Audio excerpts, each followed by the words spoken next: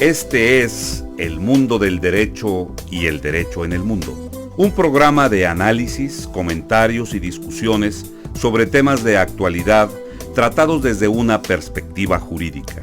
Y ahora con ustedes, el doctor Carlos Gabuardi.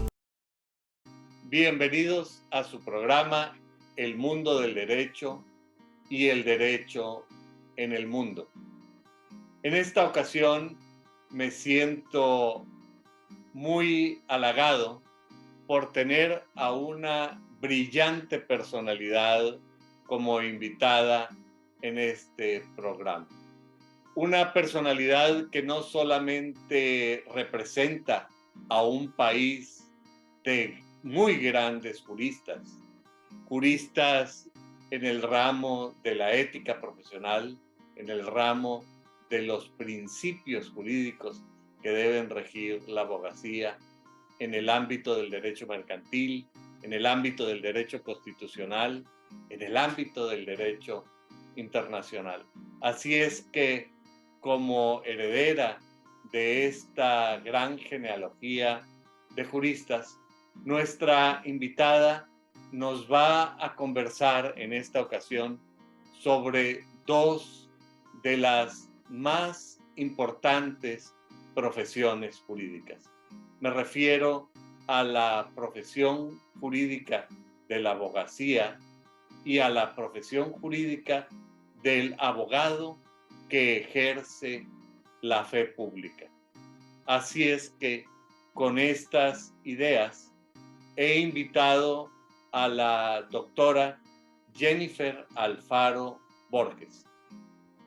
Jennifer es doctora en Derecho, pero también doctora en Escribanía Pública, graduada de la prestigiosísima Universidad de la República, allá en la República Oriental del Uruguay. Inquieta como es, ha iniciado una interesantísima vida académica, tanto en la propia Facultad de Derecho como en la Facultad de Economía de la propia Universidad de la República, en donde se ha orientado principalmente a la enseñanza y a la investigación en el ámbito del derecho mercantil y en el ámbito del arbitraje doméstico e internacional.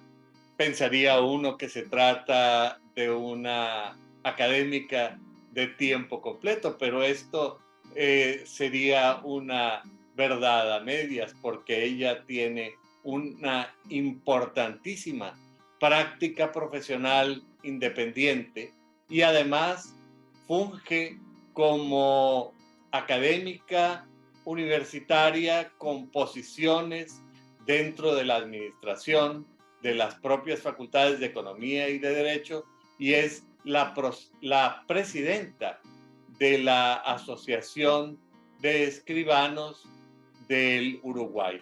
Así es que con estas credenciales, imagínense a la personalidad que tenemos con nosotros. Jennifer, lo primero es darte las gracias por haber aceptado la invitación para compartir conmigo estos micrófonos, y hablamos de las dos grandes profesiones jurídicas de la abogacía, el ejercicio del derecho como consultor y como representante ante los tribunales, y la abogacía en el ejercicio de la fe pública. ¿Quisieras hacerme el favor de conversarme un poco sobre qué implica esta dualidad o esta bipartición en el ejercicio de las profesiones jurídicas? Bueno, Carlos, primero que nada, agradecerte la oportunidad. Es siempre muy lindo estar en contacto con los colegas, en el sentido de tanto los notarios o escribanos como los abogados de distintas jurisdicciones del mundo. Así que agradezco especialmente el honor que tú me reconoces en esta oportunidad. Decirte que esto va variando de país en país, pero desde la perspectiva de Uruguay, en realidad se trata de dos profesiones, la de abogado, la abogacía, y la de escribanos, el notariado, que tienen una raíz común en la universidad, pero luego se diferencian. En el caso del notariado, con una impronta de formación técnica muy severa, y bueno, de la cual derivan 2 títulos universitarios diferenciados que además pueden ejercerse concomitantemente. O sea, que no hay una inhibición en el Uruguay para ser abogado y, entre otras cosas, ejercer la defensa ante los tribunales y al mismo tiempo ejercer la fe pública, dar forma jurídica a los negocios, actos, declaraciones a través de el notariado, la escribanía. Eso es una particularidad, porque además no tenemos una escribanía cerrada de número, sino que el estar habilitados con el título, con un posterior registro, por supuesto que jurar el desarrollo de la profesión ante la Suprema Corte de Justicia, que es quien tiene la superintendencia del ejercicio de esta profesión y de esta función, ya vamos a estar habilitados para ejercerlo. Tú bien mencionabas que además dentro de mis roles soy presidenta de la Asociación de Escribanos del Uruguay. Tengan presente que no es colegiación obligatoria. Por lo tanto, los escribanos no tienen obligación de afiliarse y de ingresar a una suerte de colegio para desarrollar la actividad. Sin embargo, el número de afiliados supera ampliamente el 80%. Además hay que considerar que, pese a la dimensión, es verdad, de escala pequeña del país, es importante considerar que un escribano habilitado para ejercer en el Uruguay puede trabajar en cualquier punto del país. No hay una jurisdicción intermedia limitante y que la Asociación de Escribanos tiene sede central en Montevideo, pero tiene 24 filiales a lo largo de todo el país. Es una institución muy fuerte. Pensemos que tiene más de 7.000 socios, gran parte de ellos activos, algunos ya jubilados que permanecen apoyando al gremio más allá de no estar en la práctica profesional. Por lo tanto, la mirada del escribano, del notario en Uruguay, es la mirada de un jurista, de quien no solamente, que no es menor, da fe pública, da autenticidad, fecha cierta, ¿verdad?, para hablar de los ejes fundamentales de la misma, sino que da contenido, o sea, que da contenido a esos documentos y luego los instrumenta. Es muy importante para nosotros. Muchas veces las distintas obligaciones que se van agregando a los escribanos, ya sea vinculados a los análisis de lavado de activos, eso es algo en común que se va agregando en los distintos países y nos pesa mucho porque hay responsabilidad administrativa, en muchos casos civil y penal por el ejercicio de este control, u otros, como las cargas de control, incluso agentes de retención en materia tributaria, hacen que nuestro rol de notarios vaya dejando de lado el espacio, el tiempo suficiente para desarrollar lo que es el origen de nuestra profesión, que es ser juristas. Muchas veces, Carlos, a mí me preguntan cómo es que en particular en mi caso yo puedo decir que soy tan abogado como notario en el día a día. Es verdad que en mi caso se facilita, porque dentro de mi especialidad, que es el área mercantil, comercial, para dar forma a negocios entre socios, entre accionistas, como por ejemplo convenios de sindicación de acciones, o también dar forma al negocio societario a través de la constitución o reforma de sociedades comerciales, para hablar dos de los ejes, u otros contratos comerciales. Para mí es más sencillo, porque cuando doy forma al negocio, antes de lo que es la fe pública en sí misma, yo estoy actuando como jurista y no diferencio como si fuera un casillero estanco y separado, si lo estoy haciendo como abogada, claro que no como abogada litigante, sino como abogada asesora, consultora, o si lo hago como escribana pública, sino que es mi función, ¿verdad?, de ejercicio de esa actividad. Creo que me lo permite con mayor facilidad. Cuando estamos hablando de actuaciones con inmuebles o automotores, ciertos activos, ahí sí se diferencia más claramente. En este caso me facilita. Por lo tanto, puedo decir que disfruto del ejercicio de dar forma jurídica, de forma que no es solamente profesional, sino que es un arte. Yo creo que muchos de los abogados, de los notarios que me estarán escuchando, nos podrán escuchar luego en esta conversación, esta reunión, Carlos, que estamos teniendo hoy, podrán compartir eso que es el verdadero ejercicio vocacional, que tiene mucho de arte.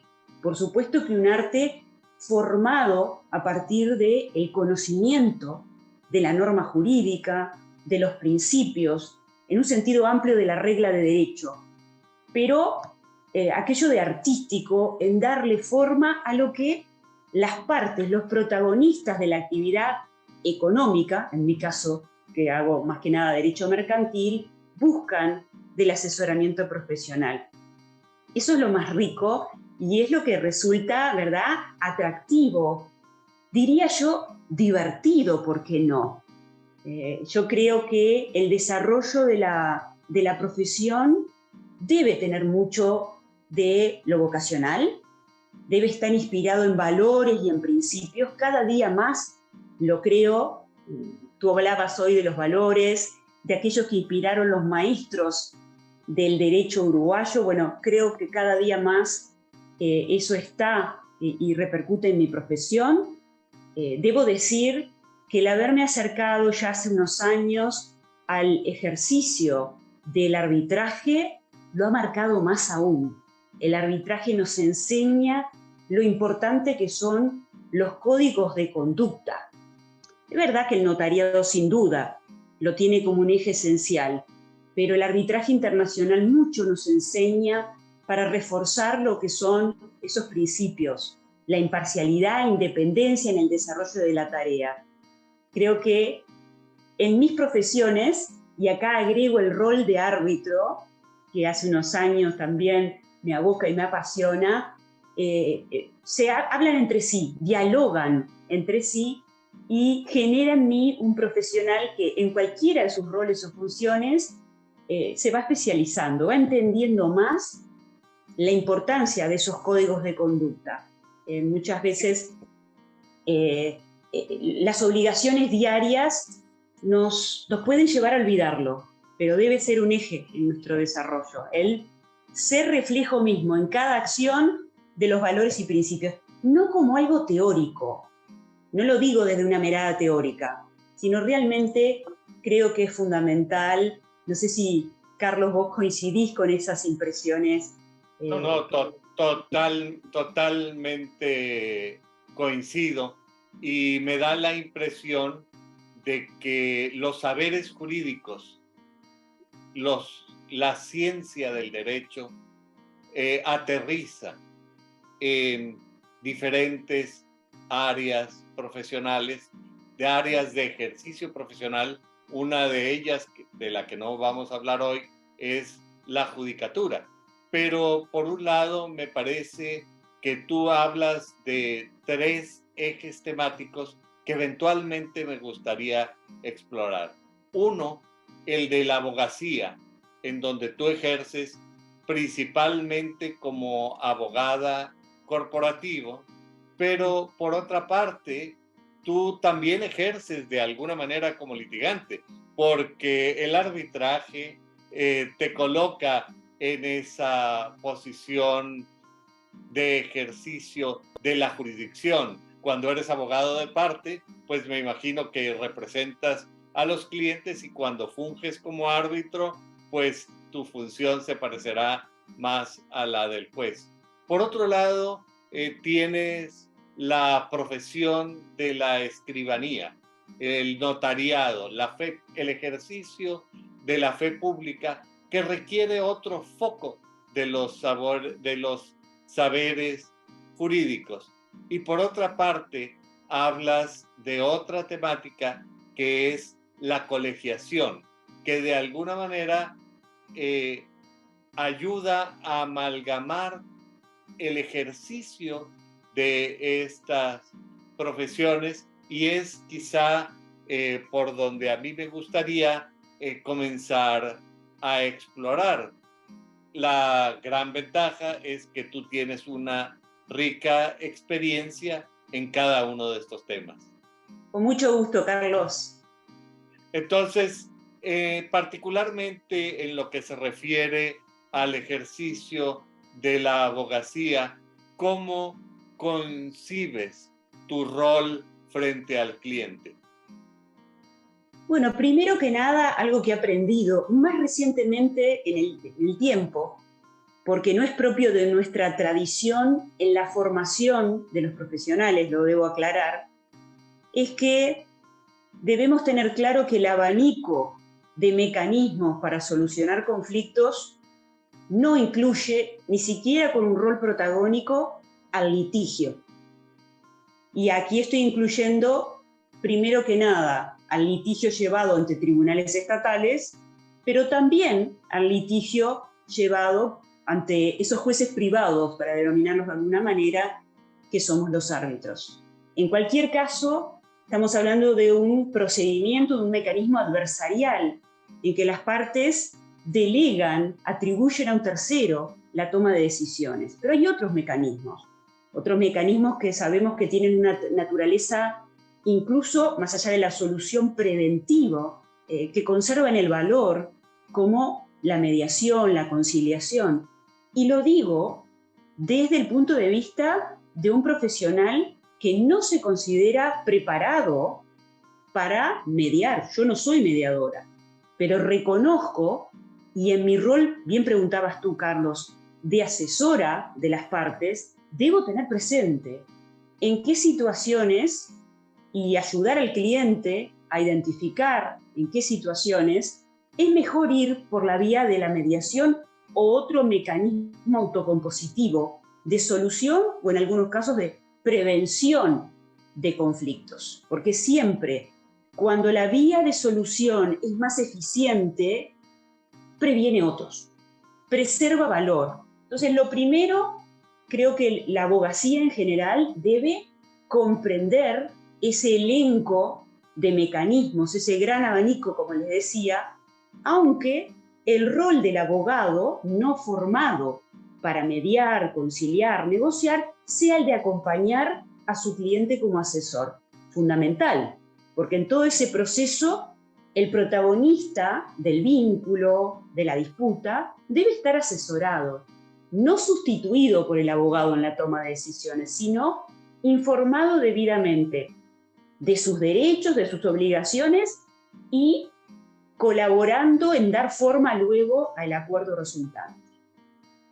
Siempre me gusta decir que en el asesoramiento estará también el identificar los casos en los cuales la mediación o otro mecanismo autocompositivo sea solamente dilatorio. Hay que saber poner fin también a una instancia que no lleva a nada. Y ahí aparece el arbitraje o el sistema judicial. Tenemos una larga tradición en la región, que en muchos países se está cambiando, a ir siempre al litigio.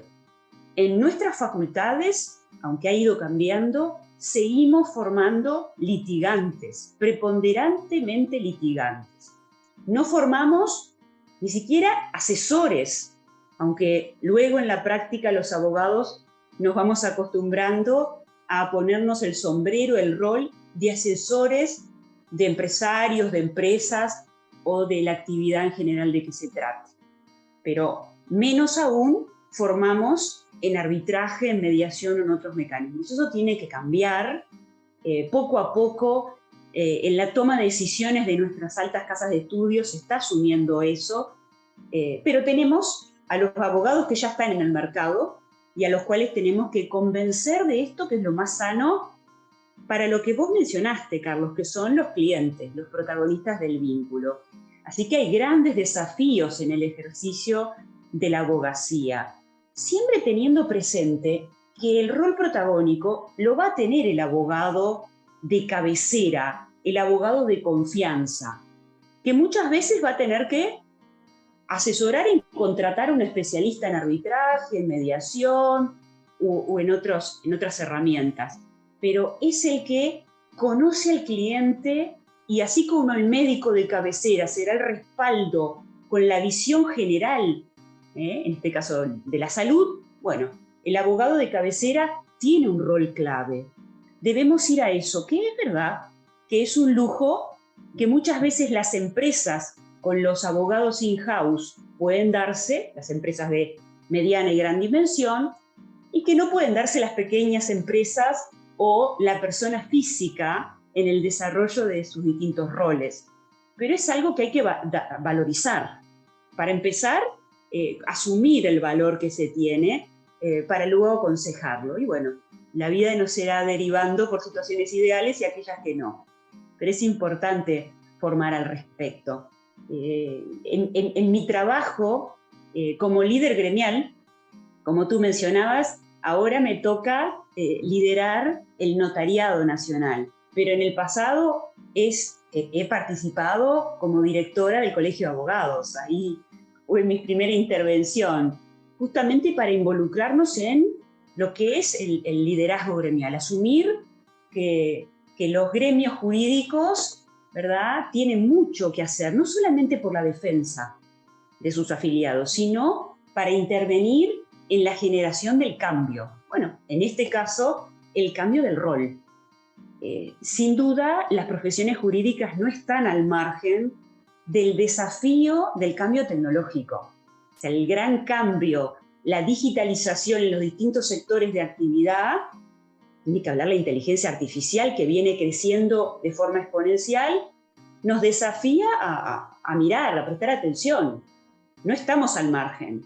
Es verdad que si hablábamos de que es una profesión que está entre la ciencia y el arte, y que cuanto más lo acerquemos a lo artístico, a lo hecho a medida, a lo creativo, más estamos protegidos frente al avance de la inteligencia artificial, bueno, esta está adquiriendo otras dimensiones, se está acercando sin duda a amenazarnos en el sentido de la defensa profesional como fuente de trabajo. Entonces debemos tener bien en claro nuestro ámbito de actuación y aquello en que los juristas agregamos valor. En este caso, como tú preguntabas, los abogados.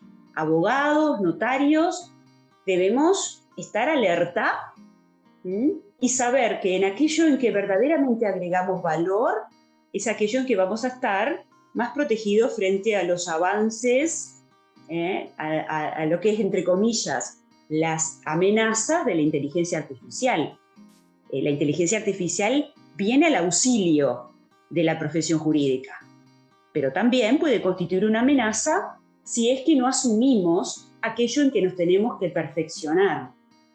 La oportunidad, de alguna manera, de trabajar en la Unión Internacional de Abogados. Yo integro con mucho honor lo que es el comité ejecutivo de la UIA, en mi caso como directora de publicaciones de la misma, me ha dado la oportunidad de ver cómo ha avanzado el rol de los abogados en distintas esferas en que tradicionalmente no trabajaba. El abogado desarrolla en el mundo roles protagónicos en áreas muy diversas. Por ejemplo, en todo lo que son la protección de datos personales. Existen colegas muy apreciados que en el mundo se desarrollan y tienen como nicho de mercado, no hay que escapar a los términos empresariales, justamente el rol en materia de protección de datos.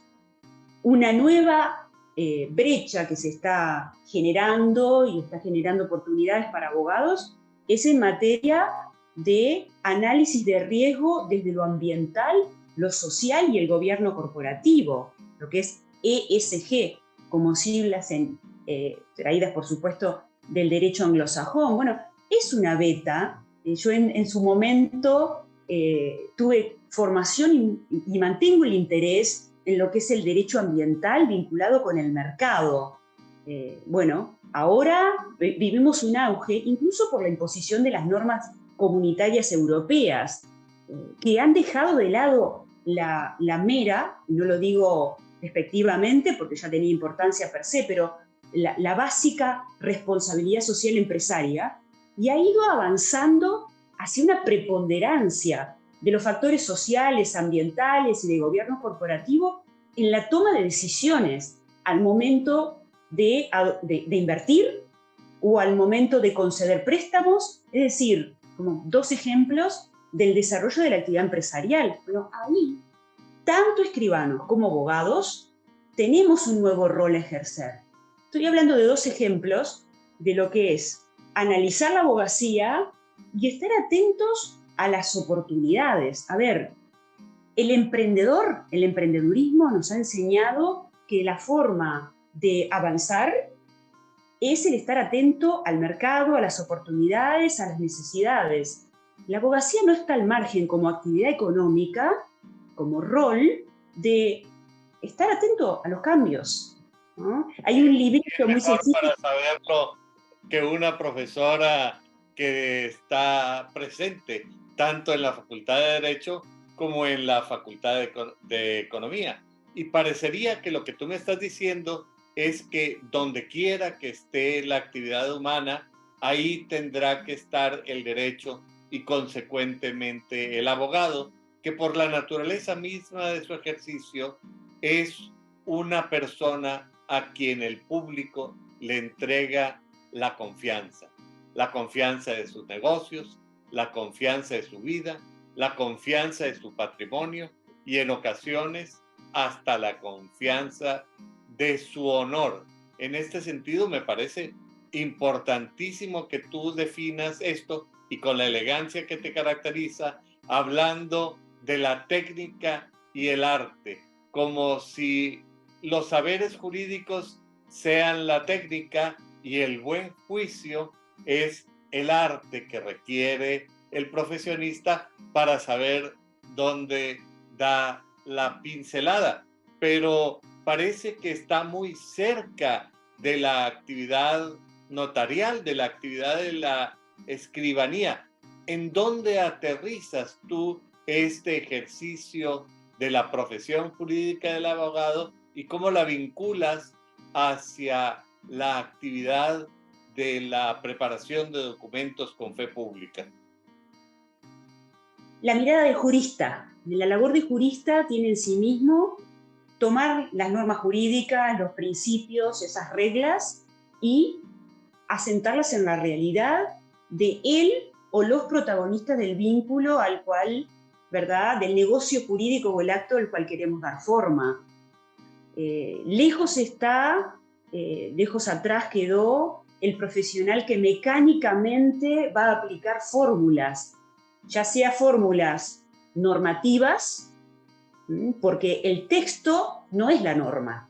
En ese sentido me parece que esos profesionales rígidos que aplicaban fórmulas son los que le podrían tener un verdadero pavor a la inteligencia artificial. Pero a mí me parece que tú lo has dicho claramente, la fortaleza frente a la inteligencia artificial está en la fortaleza de la inteligencia humana, entendiendo que la inteligencia artificial, el software, las computadoras y todas las tecnologías son herramientas para el mejor ejercicio de la profesión. En este sentido, quizá tú nos podrías conversar sobre cómo se reúne la fe pública, la preparación de estos documentos y cómo los vinculas con la tecnología.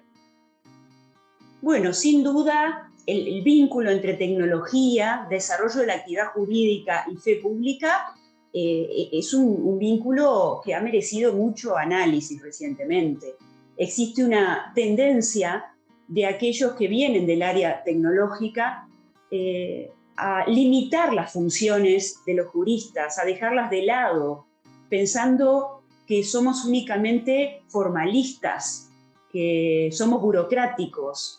Y hay que recordar que somos, repito, los juristas, garantistas, damos las garantías, primero que nada, de que quien otorga el negocio, el declarante, las personas físicas, las empresas, realmente saben las consecuencias jurídicas de lo que están haciendo, están adecuadamente asesoradas.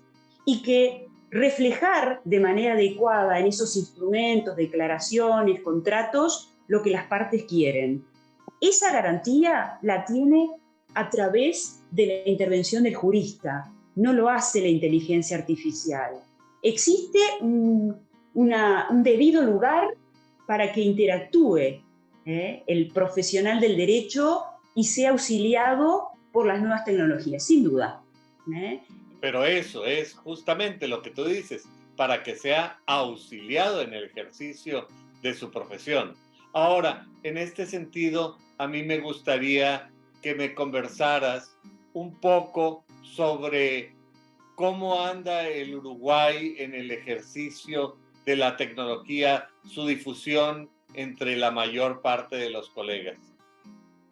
Bueno, el Uruguay tiene pendiente de regular muchos aspectos de lo que es la aplicación de la tecnología en el mundo jurídico. Ha ido incorporando, sí, lo que es la firma electrónica avanzada, hace muchos años que tiene regulada la firma electrónica avanzada, y ha incorporado normas sobre la circulación de documentos digitales, por ejemplo, con la apostilla digital, lo que nos vincula con los documentos públicos que van hacia el exterior y provienen del exterior, pero hay mucho para trabajar.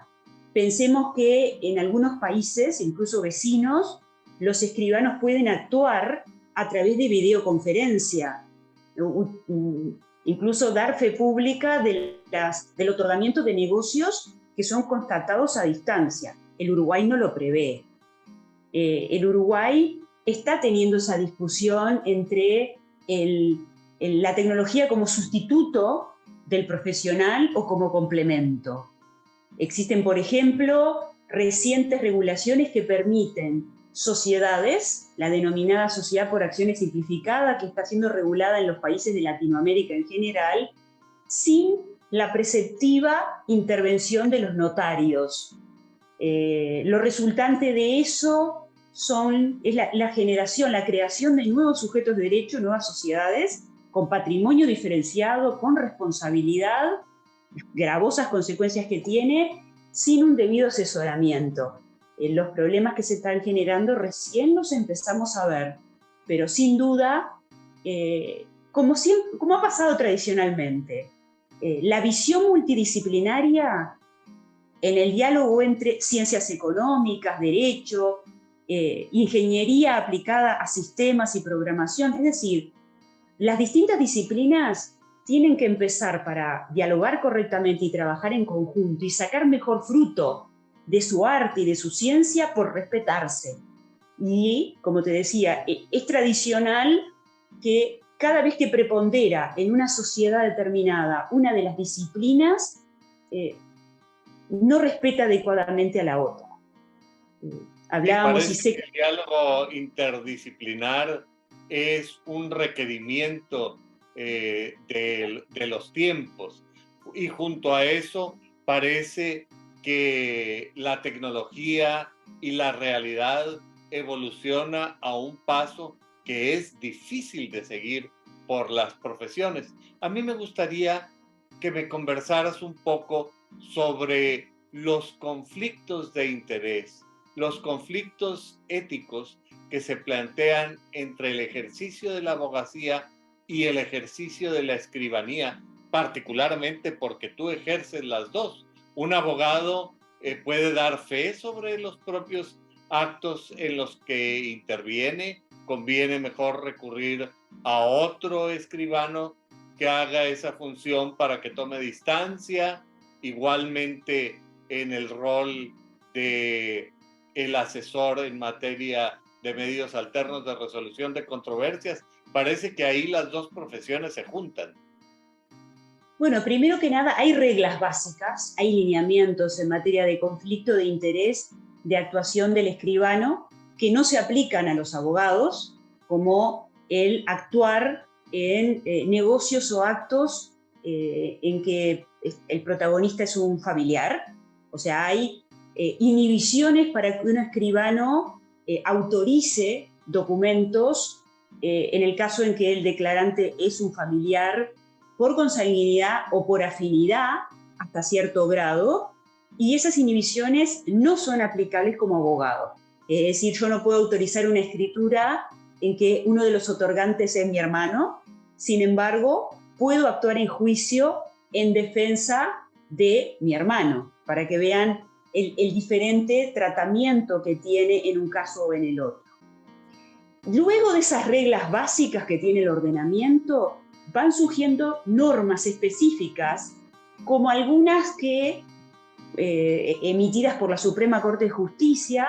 Una de ellas, para darte un ejemplo, un escribano no puede autorizar una escritura pública de compraventa judicial cuando es resultado de un juicio, por supuesto que por remate público posterior, que ha patrocinado como abogado.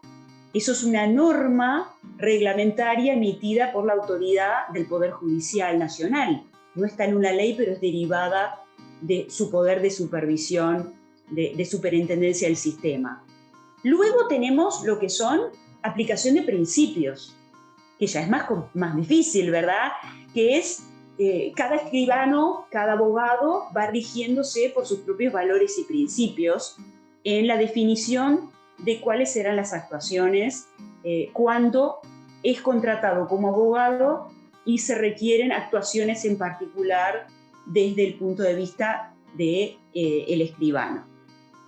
Sepamos que no todos aquellos que tienen la doble titulación, abogado y escribano, ejercen de hecho cumpliendo ambos roles, pero que aún si no se piensa ejercer en ambos, el complemento de la formación de abogado y de escribano yo le entiendo particularmente recomendable, porque como bien lo dices tú, la visión es otra.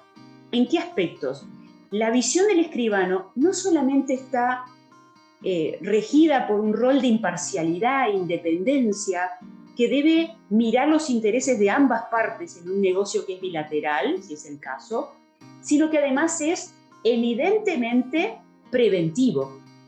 Un escribano que tenga formación de abogado tiene sin duda un plus, que es el estar pensando y conocer de primera mano aquellos conflictos que previene. Todo escribano lo puede hacer, pero aquel que es abogado y conoce de primera mano el litigio tiene un plus, un diferencial al menos, en la redacción, en dar forma al negocio o contrato, ya estar pensando en las hipótesis de conflicto que previene al redactar la cláusula.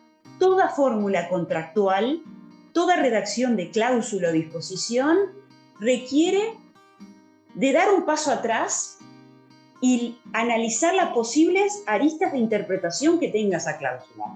El intérprete le va a dar una nota diferencial. Por eso, tener un tiempo para, como jurista, leer lo que escribimos, la cláusula, y reflexionar cómo un tercero la puede interpretar es clave, porque ante el conflicto va a ser un tercero, juez o árbitro, que va a decidir. ¿Viste cómo en definitiva todos esos roles y la visión desde la óptica de los diferentes roles es muy rica al momento de cumplir cualquiera de ellos? A mí me parece que el rol de abogado y escribano necesariamente se complementan y ofrecen a los clientes, desde luego, que un servicio y una visión mucho más completa. En el caso mexicano, por ejemplo, los notarios, para ser notarios, requieren ser abogados. En otros países, las facultades de derecho y las leyes de los países otorgan simultáneamente el título de abogado y notario. Parece que una profesión es concomitante con la otra, pero me llama la atención muchísimo el caso del Uruguay, cómo se escinden estas dos profesiones, no solamente desde el punto de vista de su enfoque en la práctica profesional, sino parece que su escisión empieza en las propias aulas universitarias. Cuéntame cómo ocurrió esto. Es así. Más allá de que recientemente el plan de estudio de abogacía y notariado ha sufrido cambios, ya es tradición desde el origen en nuestra legislación, tiene muchos años ya, que abogacía y notariado tienen un tronco común y luego la etapa final se diferencia con una gran impronta para los notarios de práctica, de técnicas que preparan en la redacción de los diferentes tipos de documentos o diferentes actuaciones. Hay una fuerte impronta de técnicas en lo comercial, en los contratos civiles, en la actuación judicial incluso, de técnica notarial específicamente, que no en todos los países se da. Yo, por mi rol gremial, he tenido la oportunidad de participar en asambleas y tanto de la Comisión de Asuntos Americanos como de la propia Unión Internacional del Notariado Latino, donde he podido conversar con representantes de notariados de los más diferentes países del mundo, porque el notariado latino tiene presencia en todos los continentes. Ese notariado, como lo conoces tú en México y como lo conocemos en Uruguay, pese a las diferencias, tiene estas características de fe pública, que es compartido, como te digo, en diferentes países del mundo. Bueno, todo esto presenta grandes diferencias en la formación. En nuestro país en particular tiene una formación universitaria desde lo técnico, que diferencia completamente de lo que es la formación del abogado. Muy severa y tradicionalmente muy estricta, con pruebas que, por lo menos en mi época te puedo comentar, Carlos, implicaban redactar negocios por más de 8 o 9 horas, o sea, muy severa, pero esa severidad que luego daba tranquilidad en el posterior ejercicio, porque la profesión del escribano tiene controles muy severos con responsabilidad desde el punto de vista no solo civil y penal, sino administrativa.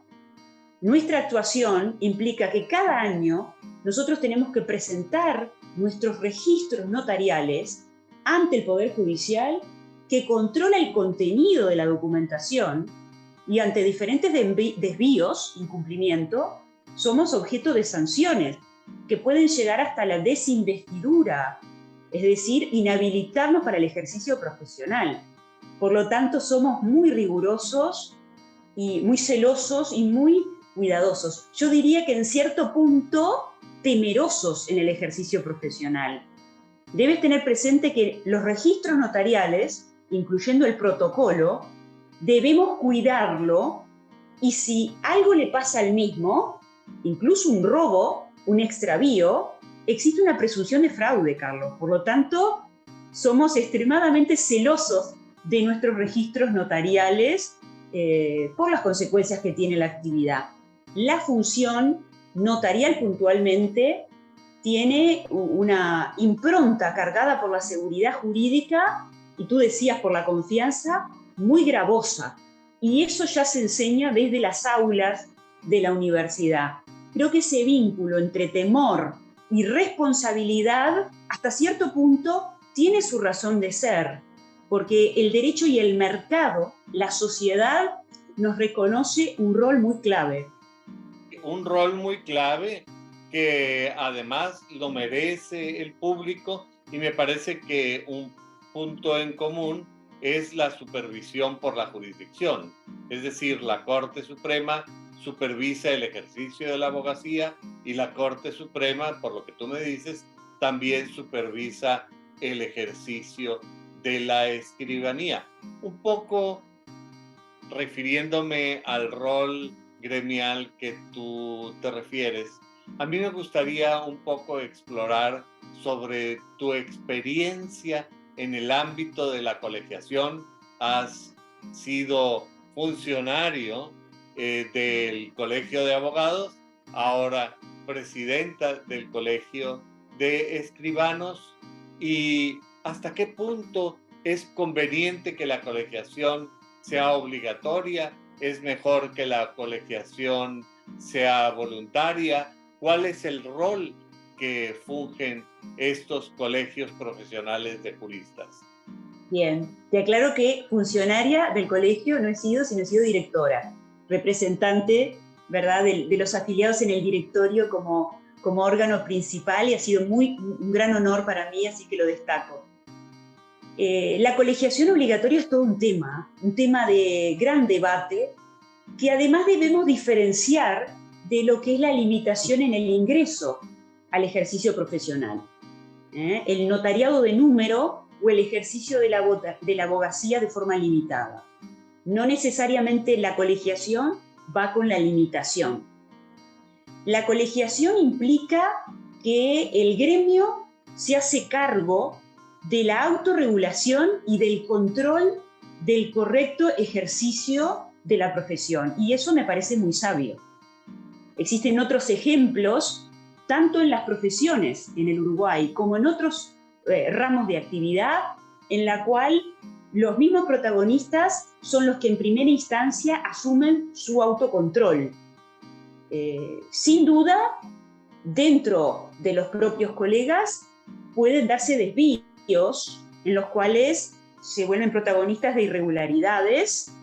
No lo hablo desde un podio, desde que estoy al margen, porque estoy en el ejercicio profesional mismo, pero justamente por eso, y no por eso penalizando a quien se equivoca. No estoy hablando de errores, sino que estoy hablando de la actuación dolosa, con culpa grave, de forma indebida en la profesión. Bueno, los primeros que tienen que controlarlo y sancionarlo somos los mismos profesionales. Y eso viene de la mano de la colegiación. Una colegiación que además permite exigir una formación constante. Es fundamental la capacitación constante de los profesionales juristas, pero para eso el mismo colegio tiene que proporcionar los medios, tiene que ser accesible esa formación para luego exigirla. ¿Ves? Una cosa viene de la mano de la otra y es algo que no se puede olvidar. Tiene que ser un colegio que se interese y defienda los intereses de sus agremiados, de sus afiliados, de sus representados, que los quiera y arraigue con fervor esa defensa, para que esos afiliados concurran a pedir la defensa y crean que las decisiones que se toman son para su mejor desarrollo y el brillo máximo de lo que es el ejercicio profesional. Por lo tanto, creo en la colegiación completamente. En lo que refiere a la limitación, es un problema en aquellas jurisdicciones como la nuestra en que no hay limitación, la competencia que se desarrolla día a día, inadecuada para la cantidad de trabajo que se presenta en el país. Hay realidades que se tienen que afrontar, hay problemas que se tienen que afrontar. Y este es uno que merece la atención y que ser resuelto por los mismos involucrados. Sin duda, en el notariado, que yo te diga que hay más de 9.000 profesionales para una población total de 3,5 millones de ciudadanos, que por supuesto no todos están en edad económicamente activa, hace que sea muy difícil trabajar. En otras jurisdicciones son un número más limitado de escribanos, incluso para poblaciones de un número mucho mayor. No creo que haya que excluir a ninguno que ya está en el ejercicio. Eso para nada estoy a favor. Pero sí considero que tiene que el gremio sincerarse con aquellos que antes de iniciar la carrera universitaria tienen la expectativa de, con una inversión fuerte, un sacrificio fuerte que implica para ellos y su familia estudiar notariado, tienen que saber si luego van a poder vivir del desarrollo de la profesión. Y en ese punto no estamos siendo lo suficientemente sinceros. Es una profesión maravillosa la de jurista, pero también como profesión es la fuente de trabajo, la fuente de sustento de ese profesional, hombres y mujeres, y de su familia. Tiene que haber entonces luego una retribución y un mercado en el cual desarrollarse. Sí, desde luego que el ejercicio profesional es más que una labor científica, es un oficio para ganarse la vida. Y desde luego que para tú poderte ganar la vida necesitas tener un mercado en donde haya clientes. Y yo creo que la saturación de las profesiones jurídicas es un problema que realmente ha estado presente a lo largo de la historia. Recuerdo aquella obra tan importante, Demasiados abogados, y parece que esa es la realidad que opera en la mayor parte de los países iberoamericanos. Ahora, tú haces una distinción muy importante entre la función del colegio como órgano autorregulador, que no excluye, me imagino, la regulación estatal, pero conserva una cierta área, una esfera de discrecionalidad donde los profesionistas son los que realmente conocen qué es lo que opera dentro de su propia profesión. Pero tú lo distinguiste de las facultades del ingreso a la profesión. ¿Esto debe corresponderle a órganos del Estado o por qué no los colegios ser los mismos que controlan como sucede en otros países? No, Carlos, lo diferencio porque no necesariamente generar colegiación obligatoria implica incluir la limitación del ingreso. Cuando se da el paso, que no es una decisión que tiene que ser impuesta por un gobierno en particular, el Estado, sino que tiene que ser una madura decisión de los profesionales mismos. Bueno, cuando se da el paso a decidir un control de ingreso, creo que el mismo debe estar en cabeza de la colegiación. Simplemente los diferenciaba. Pero creo que bien llevado debe ser el colegio profesional el que controle el cumplimiento de los requisitos de ingreso, que tiene que estar dado por la probidad, por los antecedentes en los cuales basamos la confianza, antecedentes personales, de buena conducta, para decirlo de una manera muy amplia, y de capacitación. Como yo te decía antes, la capacitación no solo inicial, sino la capacitación constante. Un profesional que se recibe en determinado año, que logra el título habilitante, de ninguna manera puede dejar de especializarse. Yo se lo digo siempre a los estudiantes, es un punto de partida el egreso de la universidad. No solamente a través de posgrados, que cada día los hay más, hay una oferta mayor, incluso a través de las videoconferencias, no solo nacional, sino que accedemos más fácilmente a una oferta internacional, sino los cursos de actualización en general. Debemos requerir una capacitación constante, pero también debemos, como decía antes, ofrecerla de manera accesible en cuanto al tiempo. Tiene que ser posible asistir de manera sincrónica o asincrónica en el tiempo que tengamos para ello, y accesible en cuanto a costos. Debe haber una oferta gratuita, una oferta muy accesible, aunque sea paga, para que todos podamos estar continuamente capacitados. Y esto debe estar de la mano de un control del mismo colegio. Así que en eso coincido en que tiene que, como en otros países, el control de acceso y de permanencia debe estar protegido, debe estar además en cabeza, como les decía, del colegio. Bueno, muy importante lo que tú dices, que además de alguna manera hace eco de aquello que anunció tu compatriota Eduardo Couture en el sentido de estudia, porque si no, cada día vas a ser menos abogado. La realidad cambia y hay que estar poniéndose al corriente de qué es lo que sucede. Junto a eso, yo te preguntaría, tú me dices que la colegiación notarial no es obligatoria, ¿y la colegiación de los abogados es obligatoria o también es voluntaria? También es voluntaria. En el caso particularmente de los escribanos en el Uruguay, pese a eso tienen una gran adhesión y un gran porcentaje, como te decía, más del 80% son afiliados, porque la Asociación de Escribanos del Uruguay, además de un gremio en sí mismo, de una asociación gremial, es una gran prestadora de servicios.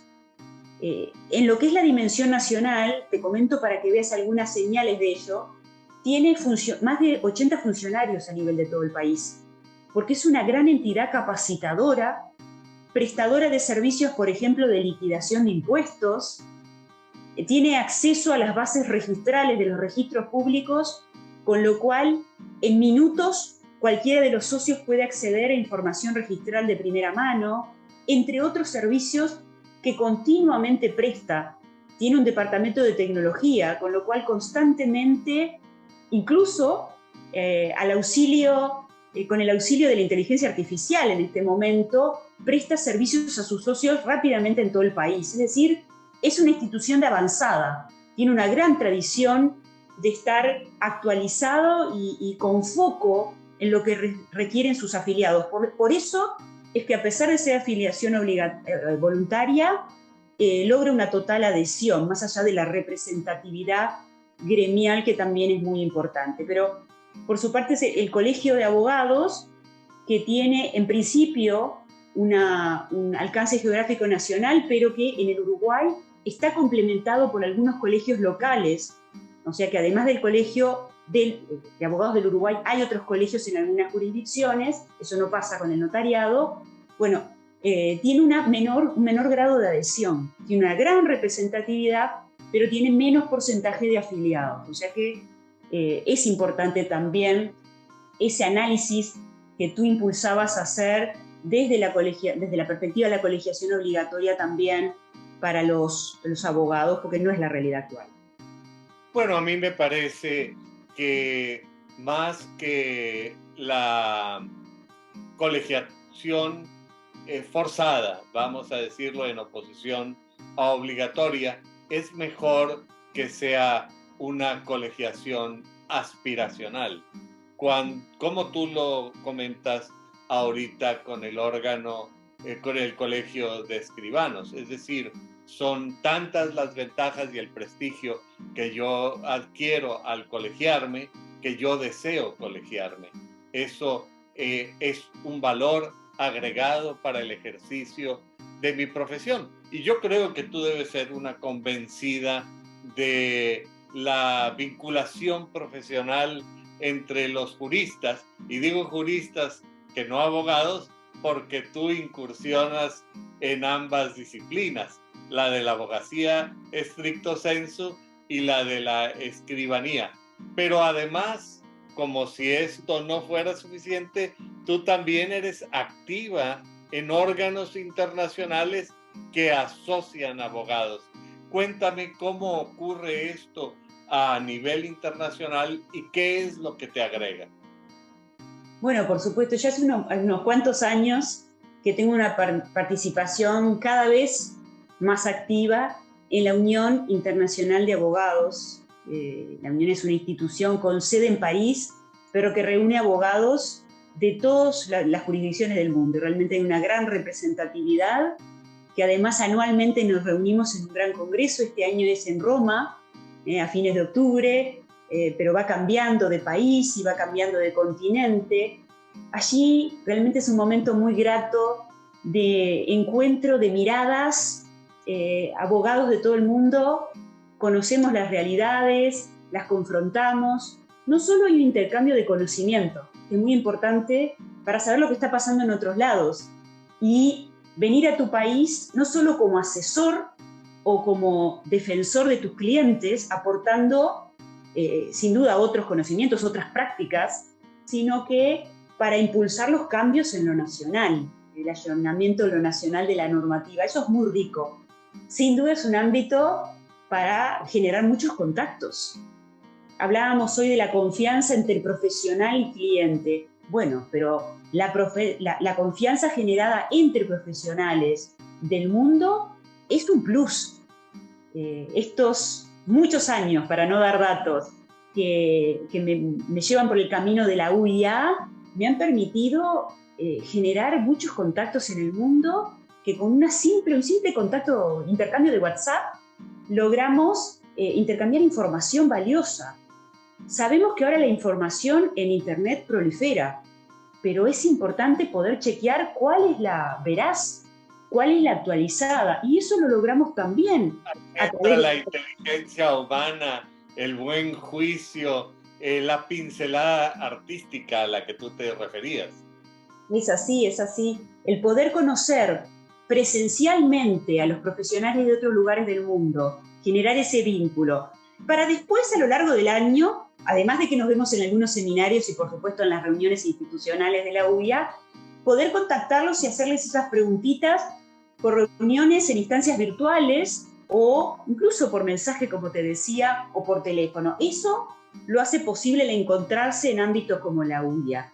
Bueno, tú sabes que yo soy directora de lo que son publicaciones de los libros. Generamos podcasts y generamos libros.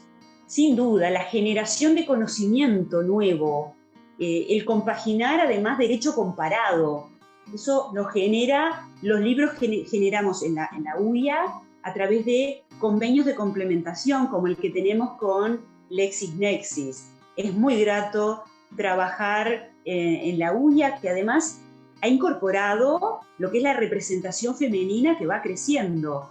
Tú sabes que la realidad en el mundo es que las abogadas nos incorporamos en un gran número al ejercicio de la abogacía con un gran protagonismo. Bueno, también debo contarte en el liderazgo de la UIA.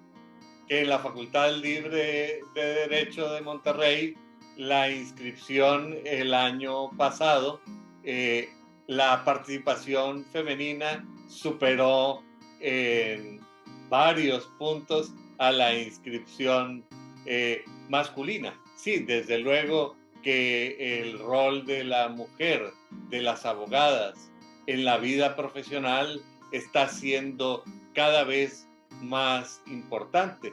Y en este sentido me parece que las cuotas afirmativas tuvieron un rol muy importante, porque el club de Toby efectivamente se cerraba a que solamente entraran los varones, quizá con un miedo justificado. Pero me parece que esto a lo que tú te has acercado, a la colegiación global hacia las asociaciones profesionales de abogados, por una parte aporta a los saberes jurídicos, aporta al desarrollo del conocimiento, por otra parte responde a la realidad de que hoy día nuestros clientes no solamente son personas que necesitan de abogados, sino son abogados que requieren de otros abogados.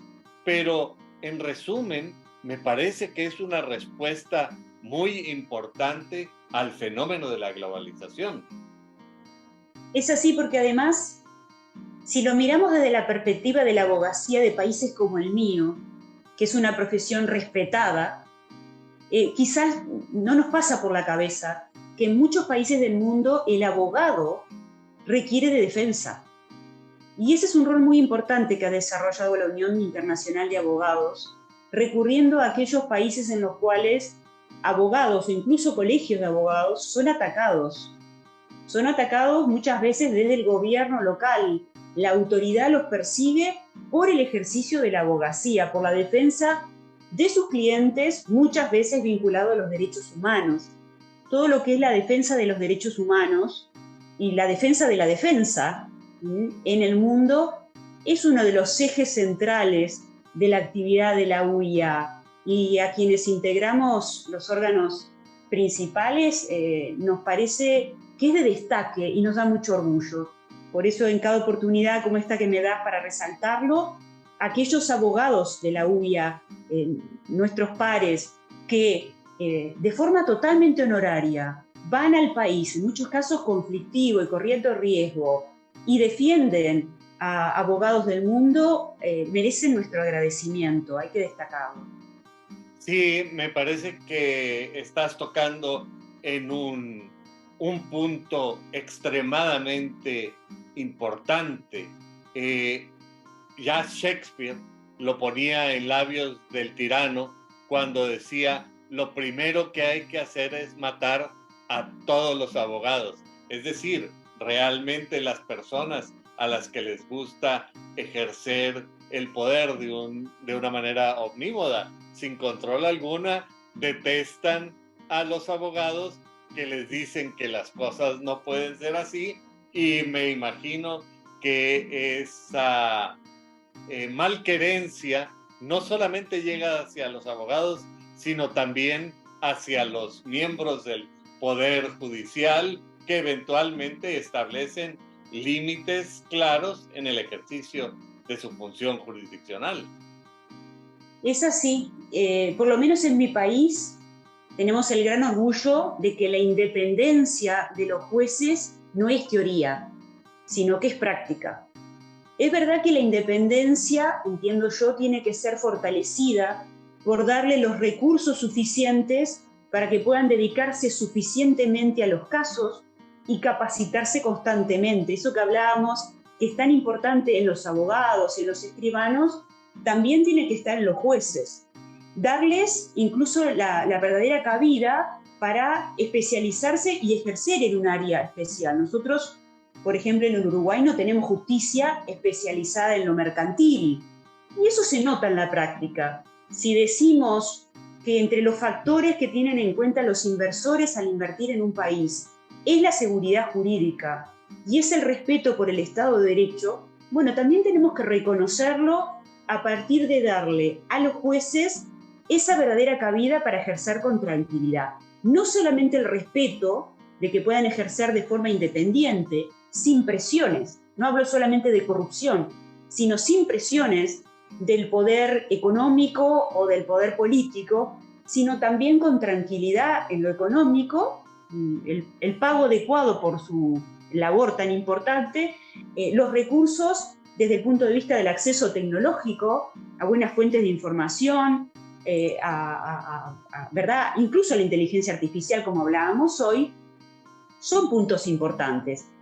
Para darte un dato, la Asociación de Escribanos tiene un convenio con el Poder Judicial que permite que los magistrados accedan sin cargo a su biblioteca, que es una de las mejores bibliotecas del país, con un acervo bibliográfico físico y digital fundamental y que, además de búsquedas especializadas por bibliotecólogos, rápidamente le hacen llegar también a los jueces el material que requieren para el análisis.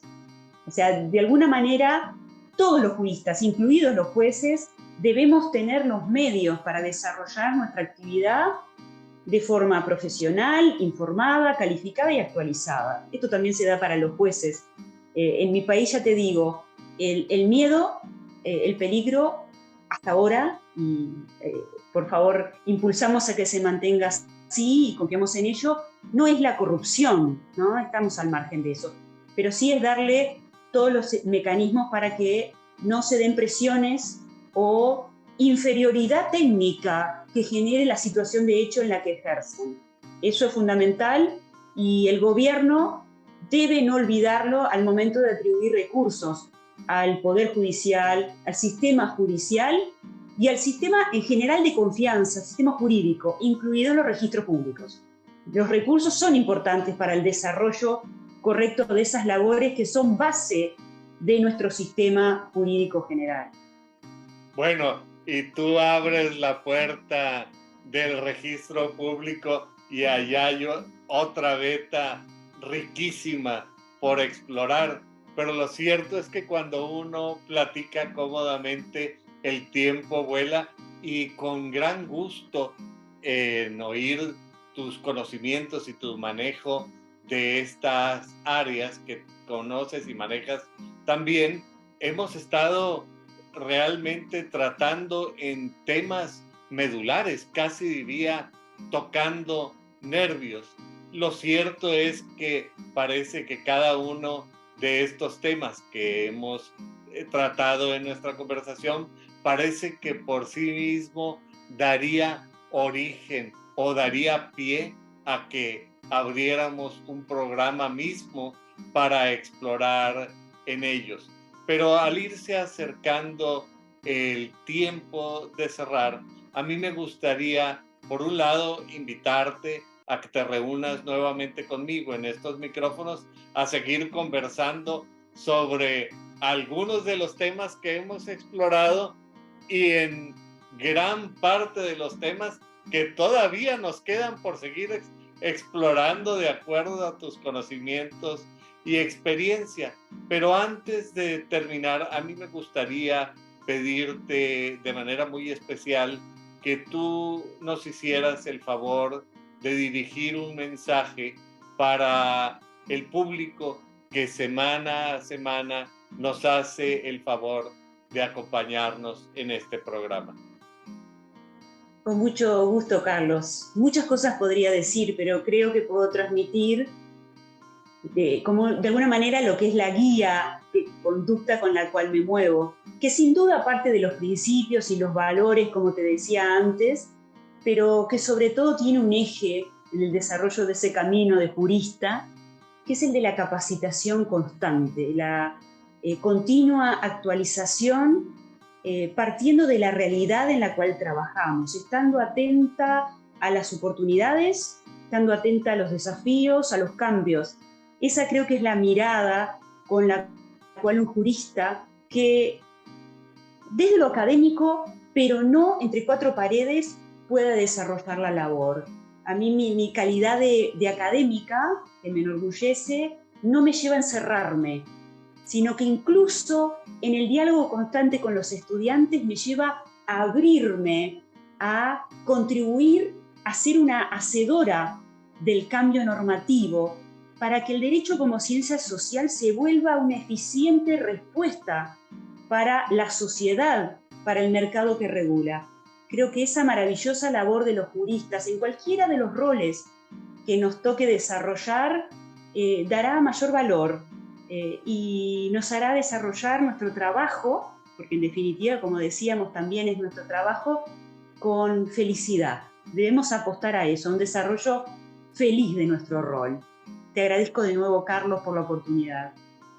Yo creo que el agradecido soy yo y debo reconocer nuevamente esta enorme riqueza de las diferentes actividades que tú realizas como académica, como líder gremial, como abogada, como escribana. Me parece que estos roles distintos que tú juegas en la vida deben ofrecer una riqueza importantísima a tus clientes, y ya debo agregar que ofrecen una visión riquísima a este programa.